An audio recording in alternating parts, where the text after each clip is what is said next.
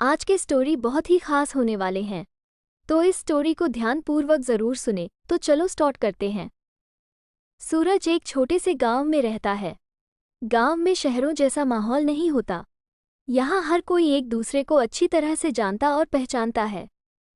सूरज अभी 19 साल का हुआ है और यही वो उम्र होती जब कुछ एहसास आपके अंदर आने लगते हैं। सूरज एक गरीब परिवार से है। माँ और पिताजी दोनों काम करते हैं ताकि सूरज और उसकी छोटी बहन की अच्छी से पढ़ाई लिखाई हो सके। सूरज के घर के पीछे एक बरामदा है, जैसे कि गांव में घर होते हैं, थोड़े खुले हुए।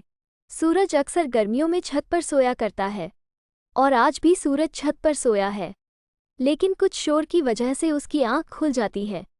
उठकर वो नीचे देखता है और यह पहली बार था जब उसने देखा है नेहा को हल्के नीले रंग की सलवार सूट पहने वो अपनी मम्मी के साथ सामने वाले शर्मा जी यहाँ आई है।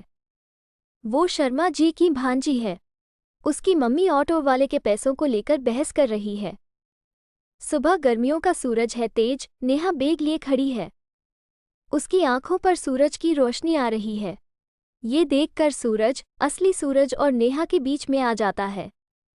अचानक से नेहा पर रोशनी पड़ना बंद हो जाती है और इसलिए उसका ध्यान जाता है सूरज की ओर। यह पहली बार था जब सूरज और नेहा ने एक दूसरे को देखा। अब उम्र समझो या और कुछ, लेकिन दोनों को पहली नज़र में एक दूसरे से प्यार हो गया। फिर सूरज अक्सर नेहा के घर में टकटकी बाधे देखता रहता था। नेहा के मामा जी के घर के किचन की खिड़की रोड की ओर खुलती है, इसलिए सूरज अपने घर के बाहर ही डेरा जमाए रखता है।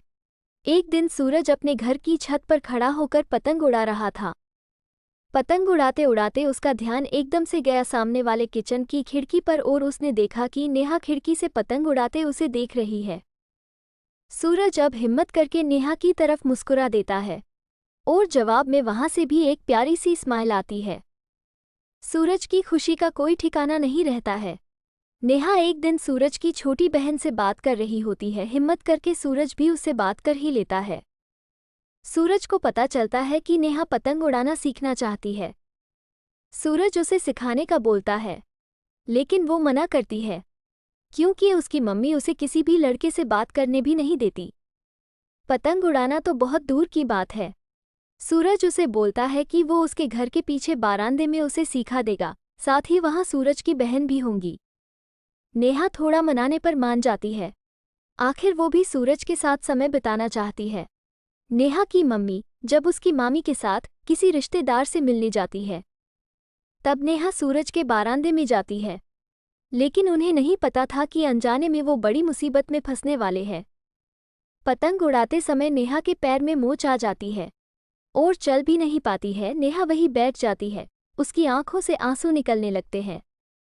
सूरज उसे दर्द में ऐसे देखकर उसे गोद में उठा लेता है और कमरे में बिस्तर की ओर ले जाता है, लेकिन उसी समय उसके घर में नेहा की मम्मी आ जाती है और सूरज और नेहा को ऐसे देखकर उनके गुस्से का कोई ठिकाना नहीं रहता है।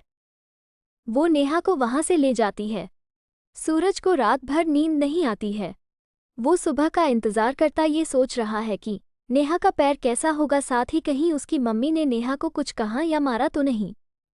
सुबह होती है और सूरज देखता है कि नेहा और उसकी मम्मी ऑटो में बैठकर जा रहे हैं। सूरज और नेहा की आंखों में कुछ बातें होती है और नेहा वहां से चली जाती है। अब सूरज को नेहा का ही इंतजार रहता है। उसका दिल कहता है कि नेहा फिर आएगी। इंतजार में करीब 1 साल बीत जाता है और साल भर के बाद फिर उसे सामने वाले किचन में नेहा दिखाई देती है। उसे खुशी होती है, लेकिन उसकी खुशी कुछ ही मिनट की होती है, क्योंकि इस बार नेहा की मांग भरी है और उसके साथ उसका पति भी है। उसकी मम्मी ने उसकी शादी करवा दी है। ये स्टोरी आपको कैसा लगा कमेंट में ज़रूर बताना। अगर आपको अच्छा लगा तो मेरे चैनल को लाइक शेयर सब्सक्राइब ज़रूर करें। मिलते हैं नेक्स्ट वीडियो में, तब तक के लिए बाय।